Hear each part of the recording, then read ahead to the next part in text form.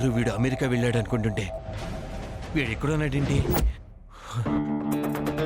కళ్యాణ మండపంలో అంత గొడవ జరిగిన తర్వాత కూడా వాడు ఈ ఊరెందుకు వచ్చాడు? అసలు ఏం పని మీద వచ్చుంటాడు? వీడిక్కడే ఉన్నాడన్న విషయం ఈ కొంపలో వాళ్ళకి తెలుసా లేదా? ఒకవేళ తెలుసుంటే వాళ్ళు రాగానే వీడెందుకు పారిపోయాడు? Something wrong. ఆలోచిస్తూ ఉంటే ఏదో ఉందనిపిస్తుంది. మొత్తానికి ఏదో పెద్ద పని మీద వచ్చుంటాడనిపిస్తుంది. ఏమై ఉంటుందబ్బా?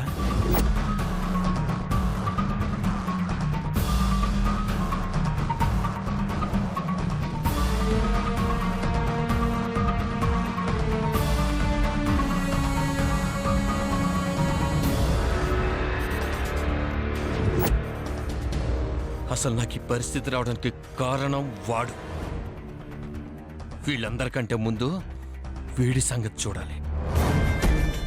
రేయ్ గౌతమ్, చూస్తాను.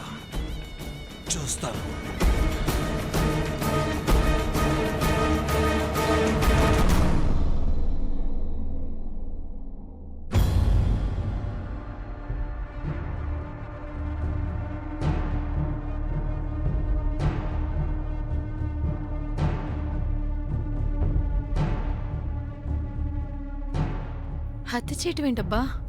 మోసం చేయటం తెలీదు, కనీసం కల్లో కూడా హాని తలపెట్టలేదు. అలాంటిది మనల్ని చంపాలనుకోవటం ఏంటి? ఇంతకంటే ఘోరం ఇంకేమైనా ఉంటుందా? ఈ ఊళ్ళో మన మీద ఎవరికి కనీసం కోపం కూడా లేదు. అలాంటిది ఒకేసారి కుటుంబం మొత్తాన్ని చంపాలని చూశారు.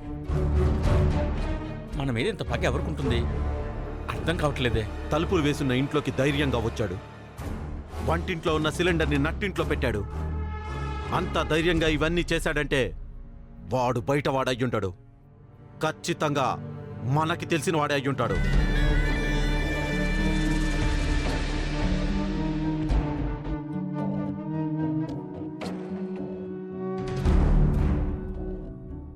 మనకి తెలిసిన వాళ్ళకి మనల్ని చంపాల్సిన అవసరం ఏముంటుందిరా? అయినా అలాంటి శత్రువులు ఎవరున్నారా మనకి? అదే ఆలోచిస్తున్నాను ఆయనమ్మా. ఊరన్నాక పొలం దగ్గర పంచాయతీల దగ్గర గొడవలు అవి జరుగుతూ ఉంటాయి కదండి. అలాంటివి ఏమైనా ఉన్నాయేమో ఒకసారి ఆలోచించండి. లేదు బాబు, అలాంటి గొడవల జోలికి మేము వెళ్ళాం.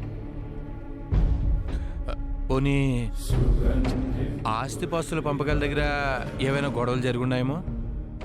అలాంటిది కూడా ఏమీ లేదు బాబు. మరి చుట్టాల్లో కానీ దాయాదుల్లో కానీ ఎవరైనా మనకి శత్రువులు గానీ ఉన్నారేమో? ఒకవేళ ఆ బుల్లెబ్బాయి గాడు ఏమైనా?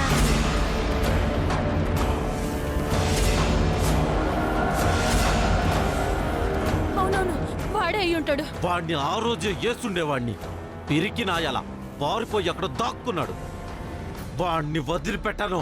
వెతుకుతా, ఎక్కడున్నా సరే లాక్కునొత్తా. మావి గారు, ఈ బుల్లబ్బాయి ఎవరండి? మాకు పనికిమాలి పేద ఉన్నాళ్లే బాబు. వాడి గురించి మాట్లాడటమే దండగా. వాడి గురించి మేమే ఆలోచించాం. నీకెందుకులే బాబు.